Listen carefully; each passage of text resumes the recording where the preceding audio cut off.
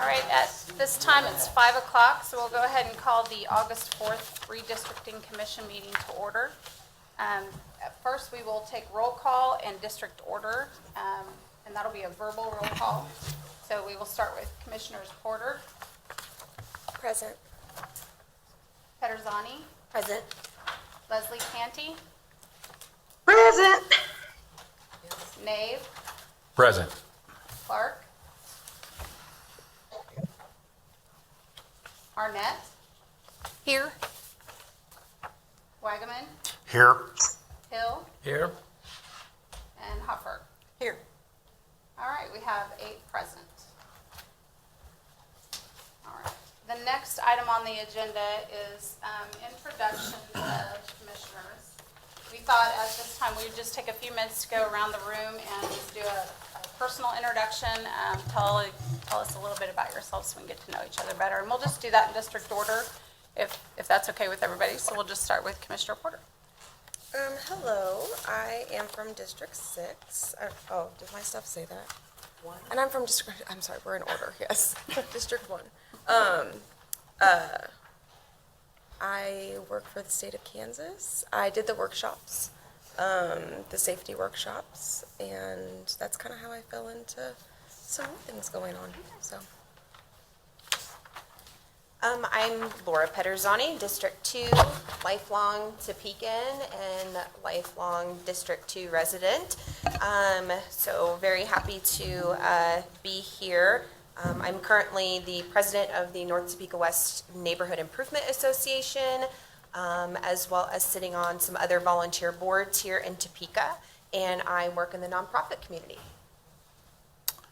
District 4, John Nave. I'm with the Executive Vice President with the Kansas AFL-CIO and former council person. I've been involved in a lot of the city's behind-the-scenes support for many years, and it's been a pleasure doing that, but it's also a pleasure seeing some of you I've known for a while in this room. I've just met.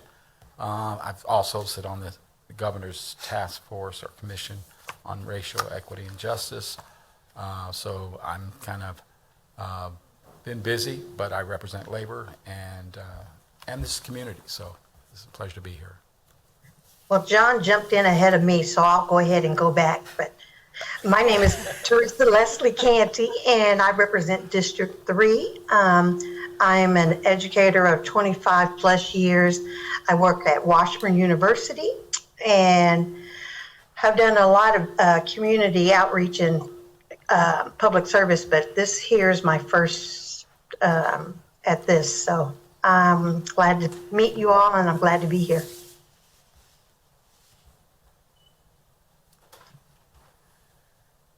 Are we at 6? I'm Vicki Arnett. I'm a retired social worker since 1977 in the Topeka community. I have kind of semi-veiled that retirement gig, and I work part-time at Vallejo and at KU for the School of Social Welfare. I've lived in what was District 7, but is now District 6. So I've experienced some redistricting at the city level, and I've not moved. And I've kind of come to define my community since I've lived there since 1988. And in terms of the playgrounds that my daughter played on and now my granddaughter plays on. And I'm just happy to participate in the process and hear from everyone in Topeka about how they have come to define their own neighborhoods. Thanks. Good afternoon. I'm Jeff Weigman. I'm a native Topekan, born here, chosen to stay here. I call myself semi-retired. I was in state government for about 32 years and retired as securities commissioner a couple years ago, and just enjoyed doing volunteer work. And many years ago, I worked in the Capitol on and off, but I was involved in the redistricting process of some state Senate seats.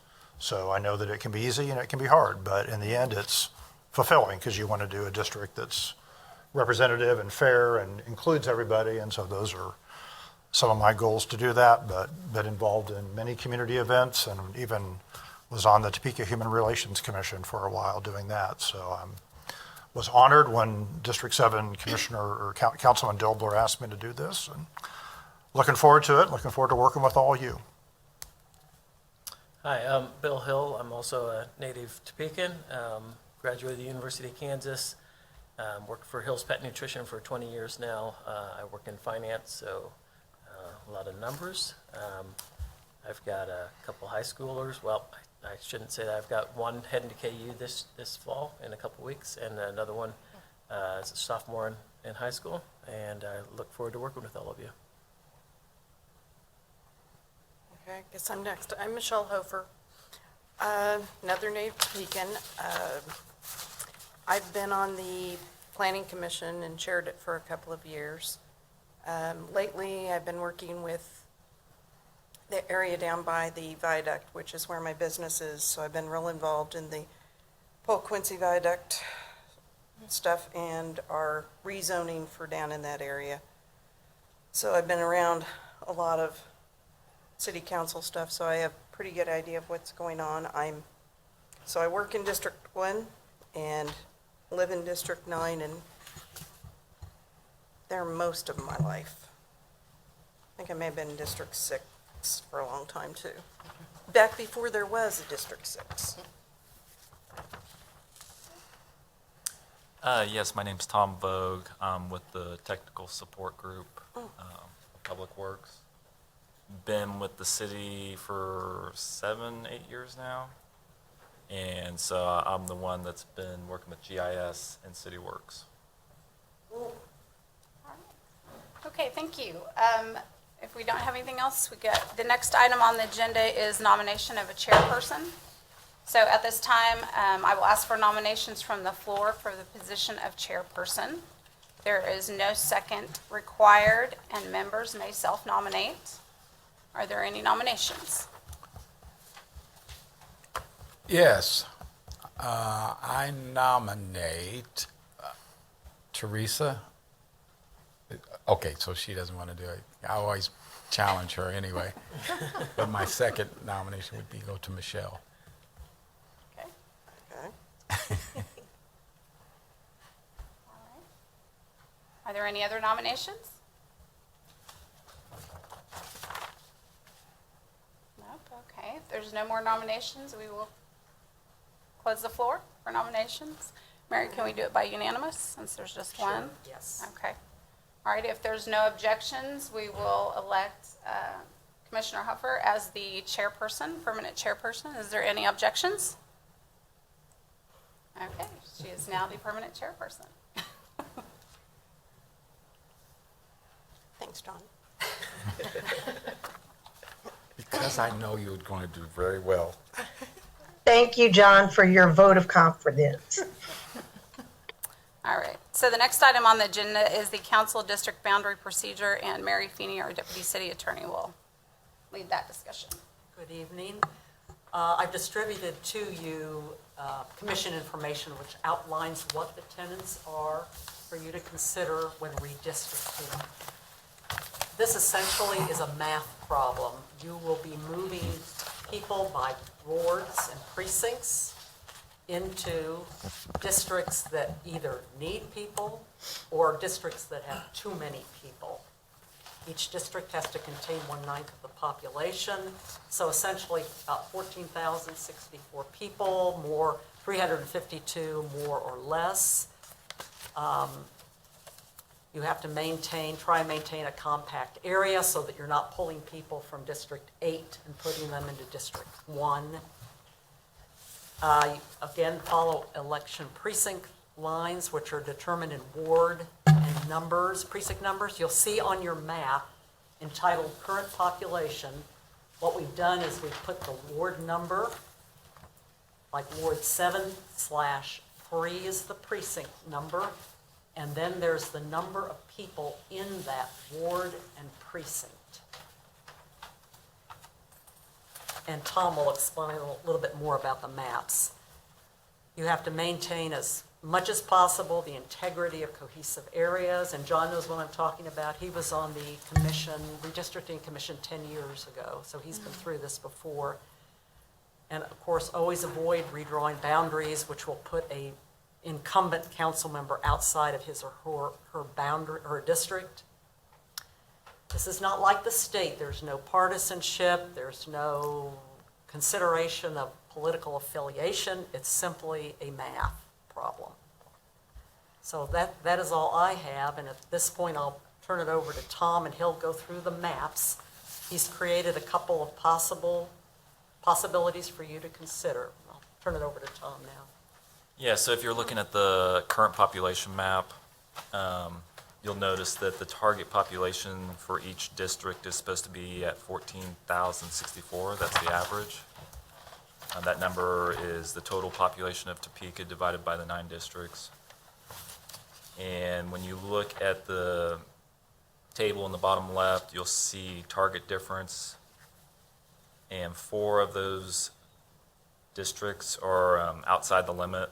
They have to be within 2.5% of that 14,064, which is about 352, and that's plus or minus.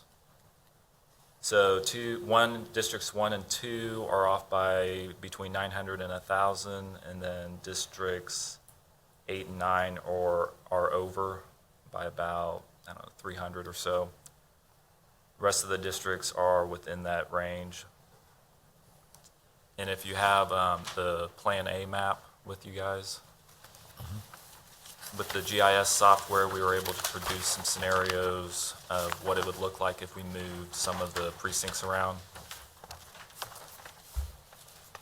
And if you're looking at District 8 and District 9, you should see a dark line boundary with some hash-colored purple and green, and that's to show a precinct that has moved. That was a precinct that was in District 8, and then we moved to District 9. And there's a couple other areas between District 6 and 1, and 2 and 3, and then 3 and 6. On that map, we tried to keep the amount of changes small, and there was only 5 precincts that we had to move. 3 of the districts were unchanged, 7, 5, and 4. We didn't do anything there. So like you were saying earlier, it being a numbers game, it's kind of like a puzzle. You have to, with a little bit more rules involved. Hey, Tom. Tom or Mary. Just so I have a grasp. So this is based on current population, not current voters? Is that correct? Not Correct. registered voters? Correct. And based on what census? The 2020 census. Okay. Do they factor in homeless individuals at all? No. So only the individuals who answered the census survey? Okay. And I know that a lot of the population is mobile. I mean, people typically move around. I've heard 5 to 10% of people move most every year. Is there a way to factor that in, or do we just have to go with the 2020 census? That's a benchmark going forward? Correct. That's all we have to go on. And is that the typical procedure in a municipal redistricting process? That is the process they used the last time, but Okay. as far as what they use typically, I don't know. It may be an oversimplification, but looking at the current map, it seems like we're under target population in districts, 1 to 3 and 4, and there seems to be an overage out in 7, 8, and 9. Is that correct? That's correct. So essentially, if we move districts slightly to the southwest, is that Yep. a possibility to try to even those out? Yes, but we can't change the city boundary. So the only thing we can do is move precincts on the eastern side of those districts, 9, 8, and 7 east.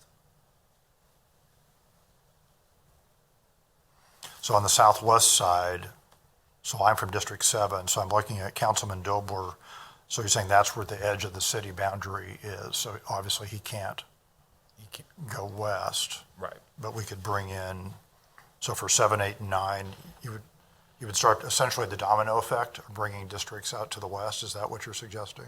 Yeah, so the boundaries on 6, 1, and 3 are going to move slightly to the left, absorbing some of those precincts. Okay, thank you.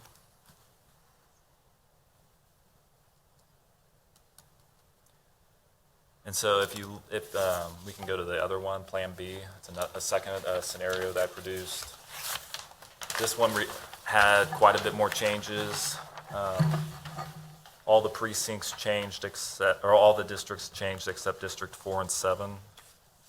And there were 8 precincts that moved around instead of 5. And so in some of the areas, the best way to do it was to either swap a precinct based on population. If the precinct had a higher population versus another one having lower, you could just swap them easily out, and then it rebalanced those districts.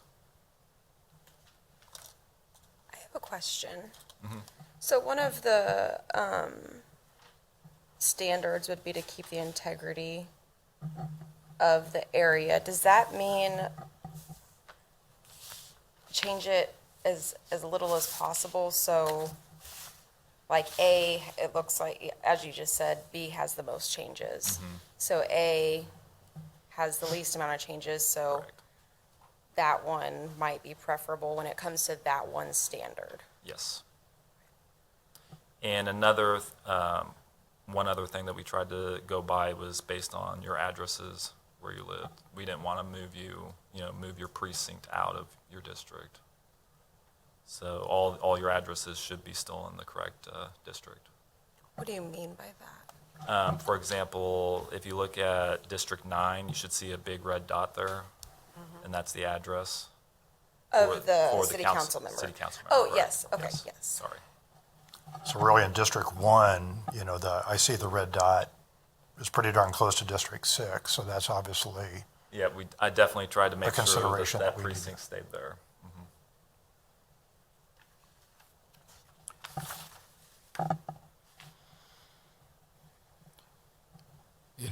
If I may, when we did this years ago, as I've watched it changed, I always wanted to try to keep everything as square as possible to give an equal amount of representation to balance it out. And I wasn't in favor of the current map, because I just want to make that on record, okay? Because of the way it was drafted then.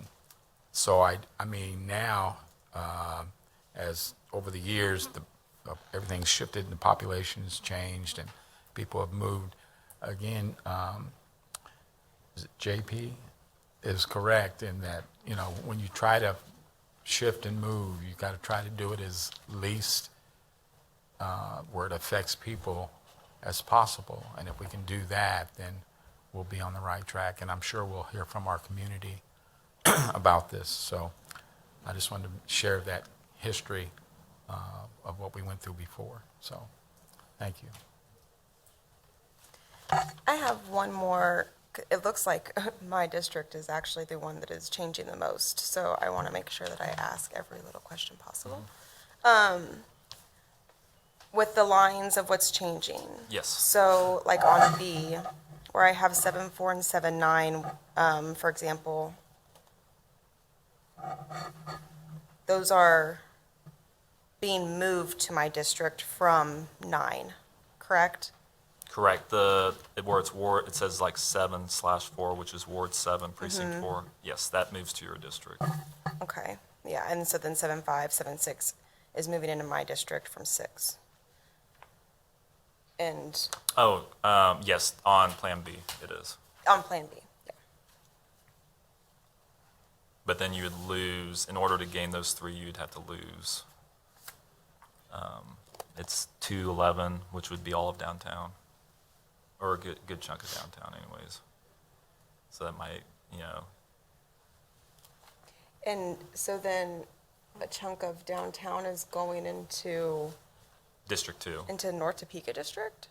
It would have, two needs to gain at least close to 1,000 to get balance back out. I And don't know it, that I agree with that necessarily, I will say that. yeah. So that's, Plan A was Plan A for, because I thought that was a little bit, it had less changes. The only, District 2 would gain one precinct from District 3. And so District 2 needs to gain one, and it has to gain one from either District 1 or District 3.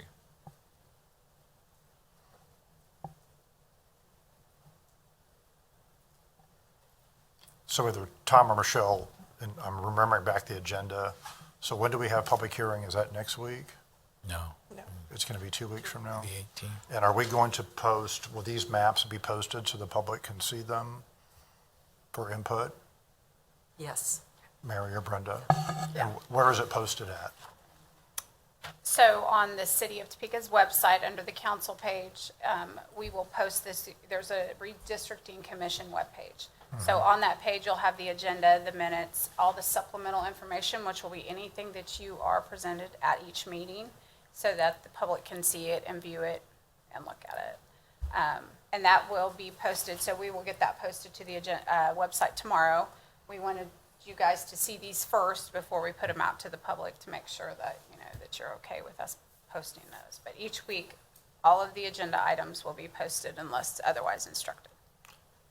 So, Madam Chairman, another question if I can follow up. Oh, yeah. So I appreciate that, and I think this process is just getting started. And so I just want to make sure that we get a lot of public input. And I don't know how many members of the public are going to say, oh, I'm going to go look at the redistricting website. So do you know, is the city going to, whether it's the city manager or the mayor, going to make an announcement that is usually more broadly distributed, such as their weekly press conference, saying that these maps, draft maps have been drafted and they're going to be posted at X location? Because I think more of the public see what the mayor says or the city manager says or what the city attorney says and draw attention to that, because I really would like to get as much public input as we can. So do we know, is there a plan for that, or can we request that, Madam Chairman or Brenda? I think so, absolutely. I think that if that's the desire of the commission, that the city manager, and we have the communications director here, so. Oh, okay. I don't have a mic, so it's a little difficult for me to talk without one, but I would just say that yes, city communications can definitely help spread the word about this process as a whole. So for example, today on Twitter, I saw Deputy Mayor Duncan promoted this meeting. So, I mean, do you have some elements of a communication plan that you'd recommend so we could have the public see, as many of the public see these draft maps as we can? Yeah, so I have not put together a communications plan specific to this commission, but we certainly have elements via our various social media pages, as you mentioned. We also have the opportunity to issue a press release that goes to all of our media partners. So some things like that we could definitely, if you had any ideas, we'd be happy to hear that as well. So I kind of forget, what is the day that the mayor and Cochran have their? It's a monthly press conference, once a Okay. month. So we don't have a lot of time for that. So I'll have to look at the dates certainly, but So I guess this redistricting commissioner would ask, you know, can we do some extra things pretty quickly, such as a press release, something to the media, some things on Twitter to try to get as much public attention to this and promoting the public input meeting so we could get as much input as we can? city communications is definitely open to that, and I would just ask for your guidance, Chair. That's fine. I'd like to move that we do work with the communications and get this out to the public more. And I will tell you one of the reasons that Mr. Duncan was promoting it. He's our liaison, and he's the one from the city council that's kind of the one who directs this. But they can't really say much themselves since they're the ones that were Oh, sure. picking their locations. Okay. Madam Chair, if I may comment along those same lines. I would encourage all of you in your districts to see if you have a neighborhood improvement association in your district and involve them in your communication efforts. For instance, our North Topeka West, we have 946 households in our neighborhood improvement and district. Also, we must kind of, take into account that those districts make up a large portion of our populations, and LMI neighborhoods and et cetera. So I would, like I said, encourage you all to reach out to them as well, so. I don't remember, do we have a way to communicate directly with some of the NIAs and other neighborhood groups that you can send it directly to them, especially if they're one of these targeted neighborhoods?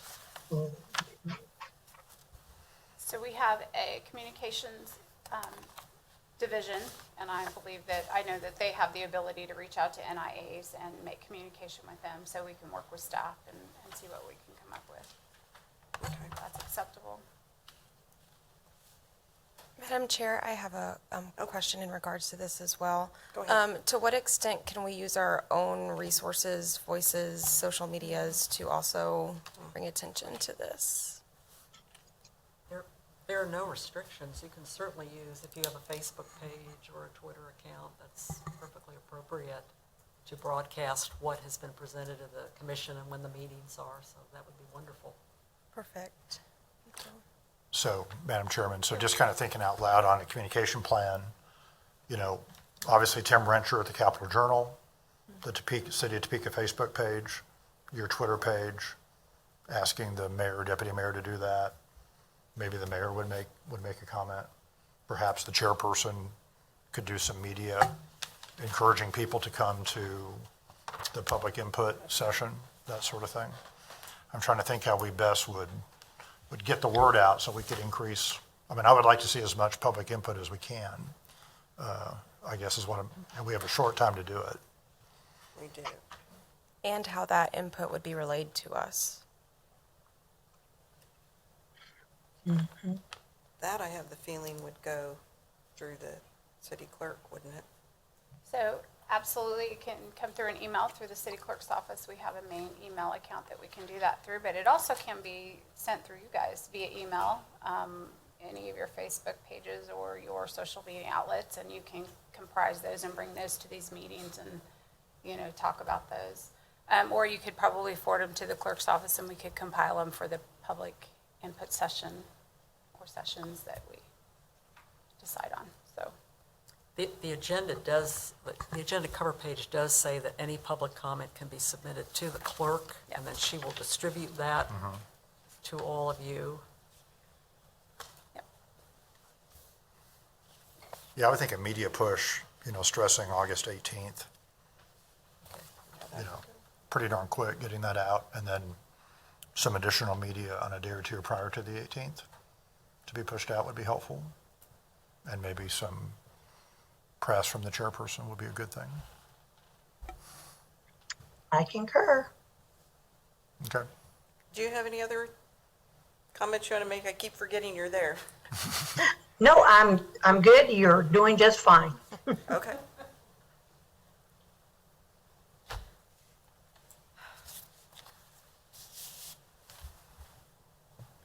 I know we're concerned about how it all is all done, but do we need to get into any of the specifics about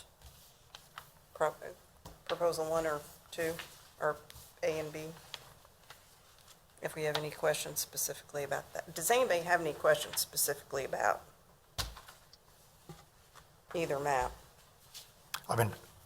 I do, and I'm wondering is it Tom? Yeah. If it would be possible for staff to run through the changes on, for example, Plan A, to verbally tell us where the changes were and how that push would go, so we all can absorb that and hear that, and anyone who's watching this on stream could, and then perhaps going to Plan B, he could tell us how the current map differs from Plan B, so we could at least start to get a grasp on that, and then as the commissioners have thoughts, they can, which I sense there are some, they can start to speak out and just perhaps doing it that way. Yep. I can walk you through Plan A real quick. So just reading from left to right, one of the first changes was removing a precinct from District 8 and giving it to 9. That one is 1231. Population was 605. That fixed the population for District 8 by doing that. It balanced it out. Can I ask you, what are the boundaries on the east and west? Do you know? Like the I'm trying to street. figure out by roads where exactly that is. What? I know it's from Wanamaker to something. And if I can ask a question, it might be helpful if we could have some landmarks in some of these Yeah. changes to kind of get a little bit more detail for to get us oriented. I second that. And I could, I could produce some other maps where it's more zoomed in on the locations that are actually changing. If that helps. For sure. Yes, please. And so District 9 had Ward 7, Precinct 4, and that will get absorbed by District 1. District 9 also had Ward 7, Precinct 9, which will be absorbed by District 6. And then if you move over to District 2 on the far east side, you should see Ward 2, Precinct 4, and that is from District 3 going to District 2.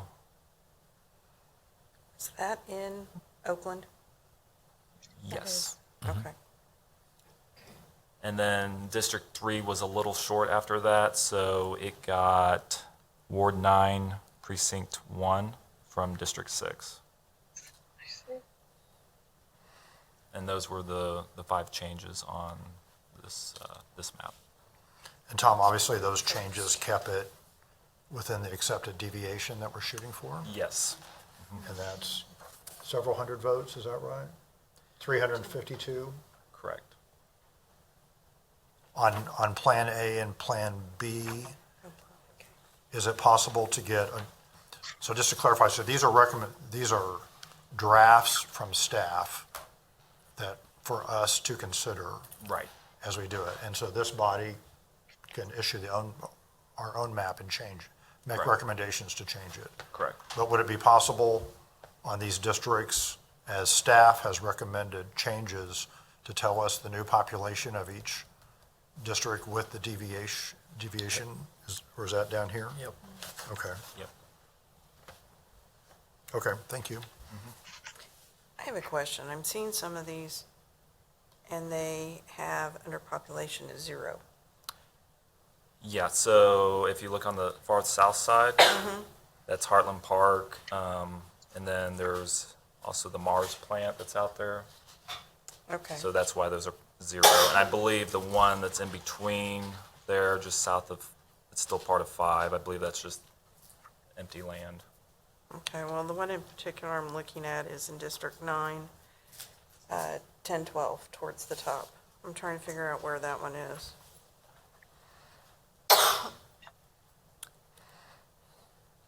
I didn't know if that was the governor's grounds or what it was. I think that is out by the museum.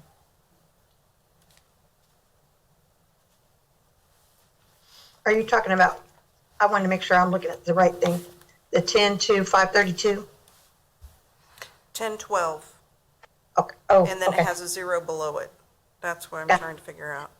Thank you. Okay,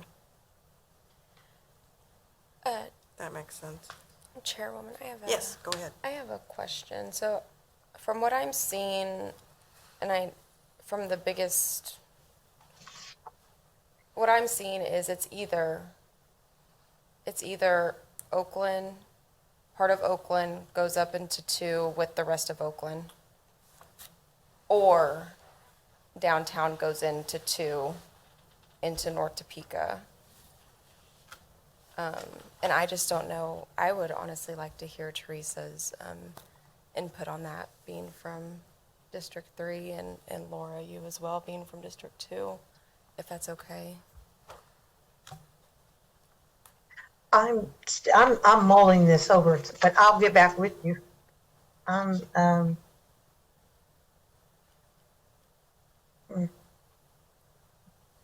Since we just saw it tonight, I want everybody to absorb it well. Yeah. I'll be better prepared to have something to say at our next meeting after I've had a chance to really, just look at it. I'm sorry. No, you're fine. No, I just wanted to that's- propose my curiosity for Yeah. sure. And with the GIS software, we can produce other scenarios. It's just that Plan A is probably going to be the smallest amount of changes. Other scenarios that we produce will probably be more like Plan B or maybe between.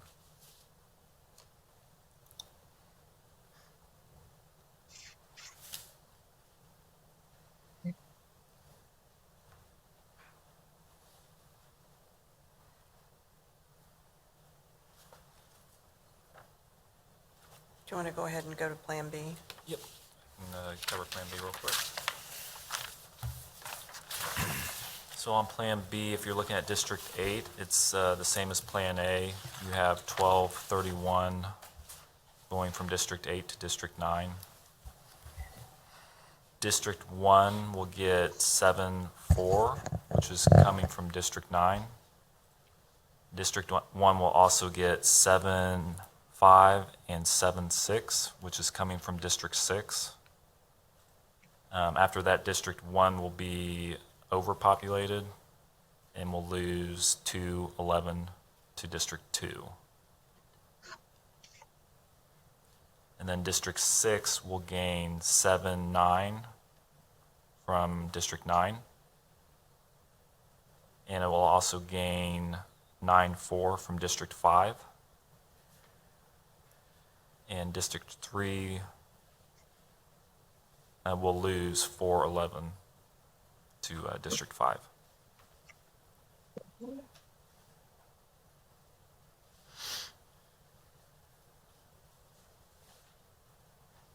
So on Plan B, there's 8 precincts that are changing.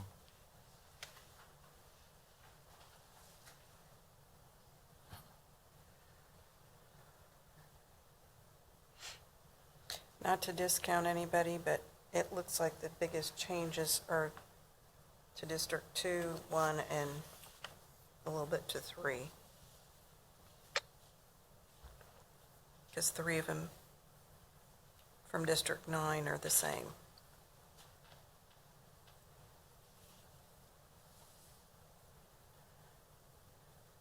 Does anyone else have any more questions on B?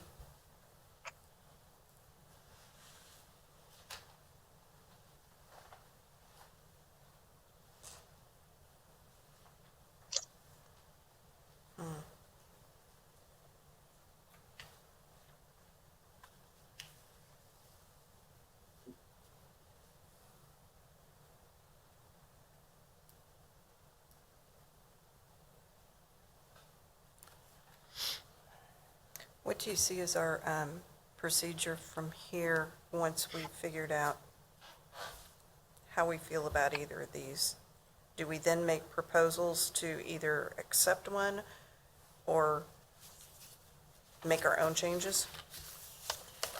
Well, we have a meeting next week, but the process would be is that you would all come to a consensus on whether you like A or B, or whether you want to adopt your own map. And then you would take formal action to adopt that map, and then it would be presented to the governing body before September 30th for them to consider. They can reject your recommendations and adopt a different map, and they must do so by the end of December. Okay. So John, next do you have week- any, Madam Chair. John, do you have any historical perspective you can share with us on? And, when we were on map B again, as you can see in District 5 where, I guess, or precinct 411 there is then, you said that would come to District 5, correct? Is that what that's saying? Can you say that again? Right. Okay. So that's was what was I was against when you had to do these type of cuts. And this is exactly what they did then, where there was some maps that we looked at that were more balanced as far as square, where it wouldn't be this chopped up. Okay, and because as you can see, some of them, well, District 9's going, part of it's going into District 8 here, and you can see that. You can see that over in District 5 going into District 4. Those were the things I wanted to stay away from, but we're here now, and now we have to kind of, look at that. And that was my biggest argument was that we didn't want to go there. We wanted to try to keep it as square where it would create that, where you see like on map B is kind of really square there, okay? And it made good common sense for me to try to keep all the districts that way as best as possible. So now we're faced with, the chunk here going up in here, and it's just, so looking at map A is less damaging, I would say, to where it's, there would be a big loss for is that District 1? Right. And so map 1 does less damage versus map B does a lot more. Am I on track with that with everybody? Is everybody seeing that? Yes. Okay, Yes. so I would say, hopefully, and with the public input, we can do as less damage that we can. Because we don't want to go into that, what we did years ago, and it became so chopped up. Okay, so that's my goal, that's my hope, and I hope the public does give the input, but I hope all of us see what we're dealing with now, what we could have avoided a long time ago. It's like dominoes. So Commissioner, And I concur with you, John. so Commissioner Nave, 10 years ago, did staff bring forward possible maps Yes. like this? Yes, they had, as a matter of fact, they had more than this. And I was trying to find them. I think I still have them actually somewhere stashed in my office, and I have to find them. But yes, I still kept that whole stack of stuff because I'd go, oh. And I think I'm going to continue to look for them. But yeah, I did. There were several maps that they said, well, we have several, and then they went to that current one, and it's like, all right. But yeah, it was really, they had some really good maps designed. They did a good job. I'd be interested in seeing those maps, John, if you can find them. I know you're going to have me working and find them at my house. You need me to come over and help look for those maps. No. Actually, I think the city should probably have them somewhere. You should. Yeah, they should. I guess, does anybody, are you happy with what we have right now and have one that you'd like to move forward, or do you want to spend some more time looking at them? Jessica, go ahead. I would say that I agree with A much more than B, and I don't mean to overstep by any means, but it does seem, I've always wondered, because I grew up in Oakland, and all of my family lives in Oakland. It seems to me better to keep Oakland more together. I always thought it was kind of weird that it was split up in the first place. So I do like that idea of putting it together. I will say that. But I would like to see, sorry, I just remembered one thing. Would we be able to get a population count of some of these that are actually, because I'm really interested to know what the population of that space that in downtown that would be moving to up north. I'm kind of interested of what the population is there anyways. What was that? Is that what this 1115 is? Yeah.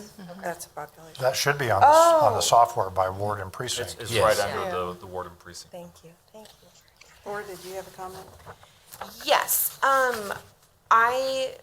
again, it's something that I personally am just going to take some time and think on, because I would like to compare these to the 2020 City of Topeka neighborhood health maps. Because I think it's very important for older districts like District 1 and District 2, or 1, 2, where we have the first, second wards of, Topeka. We're traditionally older neighborhoods, and we are traditionally further behind in a lot of things like infrastructure and et cetera. And we're consistently told there's not money for it. So I want to look at not only the infrastructure, but also, again, the health map, so we are not overloading basically every problem into one district, because I just don't think that that would be fair to anyone, whether it's 2, whether it's 1, whoever it is. So I would just encourage maybe all of us to look at that as well, if that's something. I know it's on the City of Topeka website, the health maps are, if that's something we can kind of look at It's to under compare next the time. planning department. Yeah, could we get a map that was superimposed with the health information that she just brought up? That would be great. Tom, can we do that? Yeah. Okay. Yes, we can do that. That'd be great. Thank you. Vicki, go ahead. I just wanted to backtrack for just a minute, because as part of the communication plan, I do think it's appropriate to invite the public to submit their own maps. Just what do you think? And there's some good free map-making software out there, so.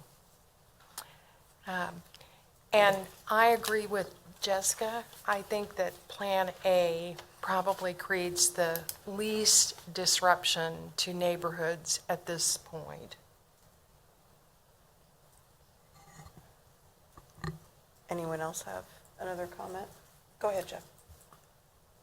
It's really premature for me to express a preference, I guess, because I'm really looking forward to the public input on August 18th. So I'm thinking about what information I would like to have next week at our next commission meeting, so we can continue to get data from staff. And then I personally want to go into the public hearing and hear from the public. I'm concerned about downtown and North Topeka, and I would kind of like to see the commonality of some of the city neighborhoods stay together.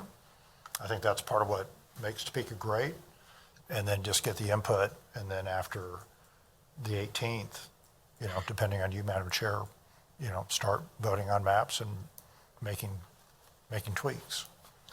Is there any other information besides the at-risk neighborhoods that we should have?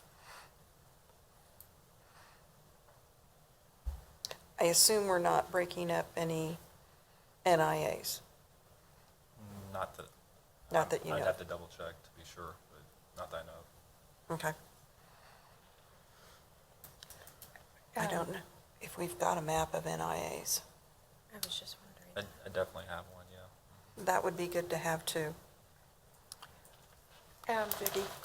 I'm wondering about, because based on the housing study in Topeka, there is some planned growth in certain areas based on commitments that have been made. And so I'm wondering about, is there a way to kind of get a handle on, at least one of the housing developments is in District 1, on the former state hospital grounds. So, is there a way to get a handle on some of that? I guess we could invite the planning director or someone from staff to come. We can't expect Tom to know all that, but that's a very good idea, and that's kind of what I'm thinking, that if we all have requests such as that, asking them to attend on the 18th, I think is probably is that Bill Fiander, is he the one, or someone from his He might, staff? yeah, I might think he's one of them. Yeah, he know is. that, so that's a very good point. Good. And And that was going to my question on the deviation, is looking at, I mean, I'm assuming there's going to continue to be growth to the west. So as we look at wards and precincts, thinking about that, I think that's very thoughtful. I was just going to say that in looking at either one of these scenarios, the greatest deviations are not in District 1 or 2. When you look at these, the greatest deviations are, 3, 7, 9. So again, totally agree. And if we're going to have that, I think that would be helpful to have for all districts, wherever, the additional development for housing is. I guess I'm wondering if the planning department has a map of the subdivisions that have been added in the last few years that could have an influence on this. Because we've got Lawrence Bay, I believe is in the city, and that is growing. That was approved clear back in 2010 or so. But I don't know about some of the newer ones that they've approved in the last few years that might have an influence. So, well, let me understand this, because I'll reach out to Bill Finder. You want a sense of where the city is growing, where the new housing developments are going to appear, Could be going, it's new subdivisions added in the last maybe 10 years? that are within, What, The within city the city limits. limits? Is that what you want? Did you want to know what the growth All right. was, the future? Yeah, just some growth projections. Okay. Well, I'll see if Mr. Fiander is available either next week or at the public hearing. I'm sure you'd like this information as soon as possible. Yeah. See if he can appear at either next he or week. Dan Warner. Or, yes, okay. I guess if I could ask a question. Sure. Does our process as outlined allow for that? Because essentially the reason we're here is because the latest census has provided us with the new data. And that's the drive for change. So does the process allow for deviation from that, given that's the data we're here to work with? I mean, my neighborhood directly beside me, we have 30 new houses that are in process of being built right now. They're going to be integrated into the city, but that hasn't happened at this point. So I guess in terms of a process, that's my question is, does our process, I don't know if the process would allow for us to kind of project into the future where our populations will be. And I definitely understand where you're coming from, and that's a concern that I have started to develop over the last couple minutes of us talking. Historically, in our area, there have been numerous planned developments that haven't happened. So if we are basing, these maps off of what we anticipate happening without the guarantee, to me that, we can kind of work ourselves into a little bit of a corner. So I think we need to, just be cognizant of, while it's projections, it's not the actual data that we have right now, Yeah, absolutely. It seems to me that just the most we can get at this point in time so early is just the best. And we have to, like you said, just make sure that we're all being really attuned to what hasn't happened yet and because the other part of that is these are census numbers from 2 years ago now. So, it's one of those things too. So, yeah. But I think the more information we have for sure, as early as possible, will help us.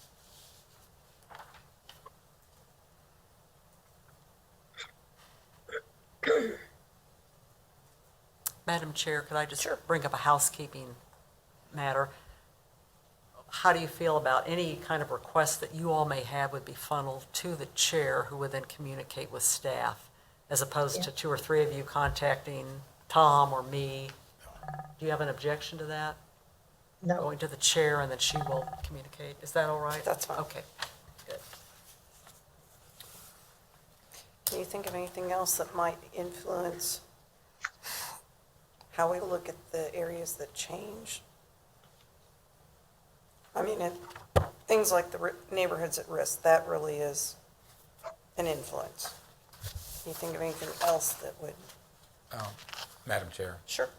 you know, we're always going to be wondering how our city's going to grow, where it's going to grow at. And we know that it's impactful when it shifted west. And that's because that's where, you know, the shops and restaurants and the growth is going. But I do see that the goal for Topeka, of course, is the growth of their downtown, and you know, the grow and more work, live, and play, but also that making sure that North Topeka has a say in that with NOTO and that further north development growth, southeast, the south. And so the city has, I know they have that plan of growth, but we're also talking about the South Topeka corridor, okay? And that those are the things that are going to kind of play into all this at some point in time. We just got to make sure, you know, that is, again, that the least amount of damage is done to the districts at this point. So. Well, that's one reason why I look at, on Plan B, the downtown neighborhood, if it would shift, that is a big change. So that's one reason why I want to look Right. kind of at the specific neighborhoods that are shifting. And maybe it wouldn't hurt if you wanted to go out and actually drive and look at some of the areas and see how they're connected to each other. It makes a difference of how they're working.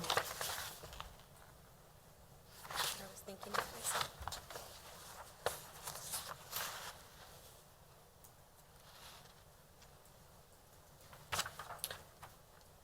Do we have any more questions for Tom?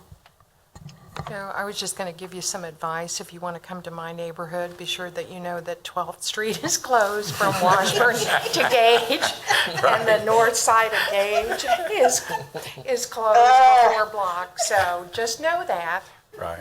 Yeah, I found that out the other day on Gage. I found that out a while back. I had to go way west just to get around to get back the same way.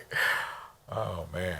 You're feeling my pain now. I was in your situation a few months ago. It was all blocked off right there in that lane. What was the price of gas then? Right. I was trying to leave Topeka High just to come home, and I could not, without zigzagging. Okay. Mary, what do we need to consider beyond where we're at? Nothing, you'll have a week to consider Plan A and B and think about maybe your ideas for other maps, and Tom has direction from you, so at this point, I don't see that there's anything else that needs to be done at this meeting. Is there anything else procedurally that we need to worry about? No? Okay. Okay, Brenda's, Do we need to approve them, or we're just good on the consensus? yeah, and our next meeting is August 11th, just next Thursday. Any objection to that? And then the public hearing is the 18th, and that's already been placed on the website, so I'd like to keep that date. And then, depending on where we are, we may need another meeting. You may take action after the public hearing to adopt a map, and that'll be it. It's really up to you. It's your process. Do we need to report to anyone? Not At at any this point? point, no, Okay, not at this point. so it's strictly us trying to figure out where we stand on the maps right now? Yes. Okay. Go ahead, Vicki. I just wanted to ask, can we summarize what we're going to get at the next meeting, and so I can make some notes about what I might ask the chair to do beyond that as I think about. Let's see, did you take some notes as to what I- Tom is I- going to be I did. providing next week? So I think basically, let me go through here. I know that we talked about the neighborhood health maps, we talked about infrastructure growth, we talked about development. You talked about the older maps that we had last time, so I will pull those. Let me look here. And then we requested someone from planning to come speak to Correct. us. Yep. We'll have a planning come in and talk about areas of anticipated growth as far as development there. And then Tom's going to provide a map Of With the- NIAs. that NIA superimposed on Can you do that? the map, on, I Yeah. suppose, on the current map that we have? Yes, I could do We were something. going to superimpose the health one too, correct? The health, right, the health Yes. map, and then can you superimpose the NIAs? Yes, and on then the map? I was also going to provide maps of the areas that are changing, so more zoomed in map that you can see the street Streets. names and everything. Oh, okay. That's all I have in my notes.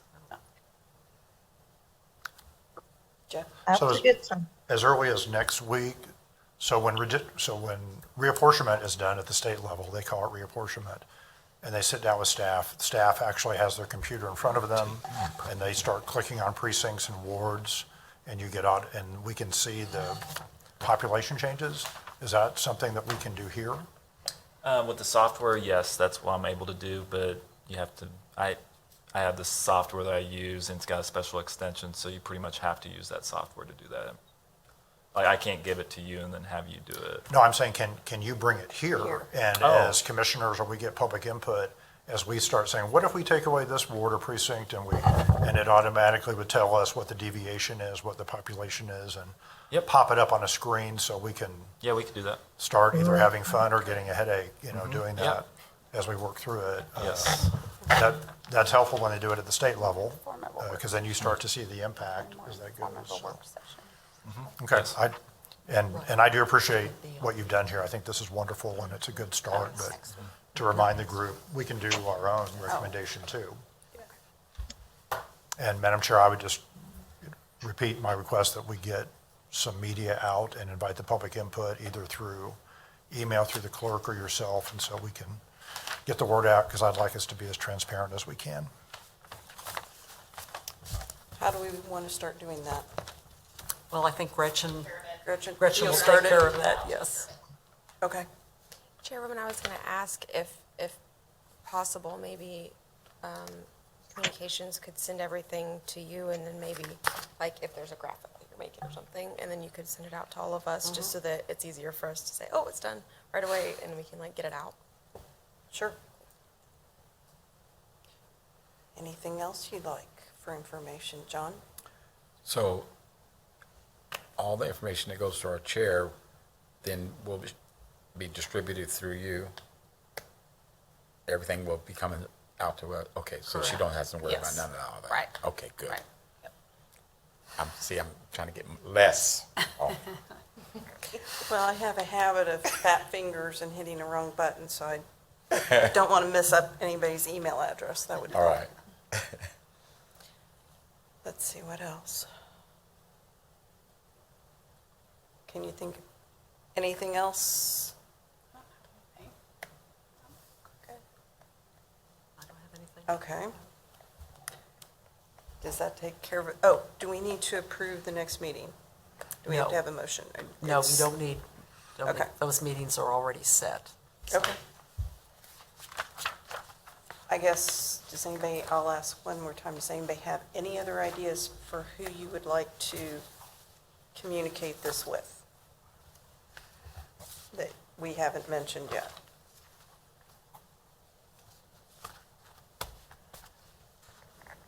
Okay. Well, I guess if there's nothing else, I make a motion. John made a motion, does anybody want to second it? To what? To adjourn. I think I'll everybody. second. Okay.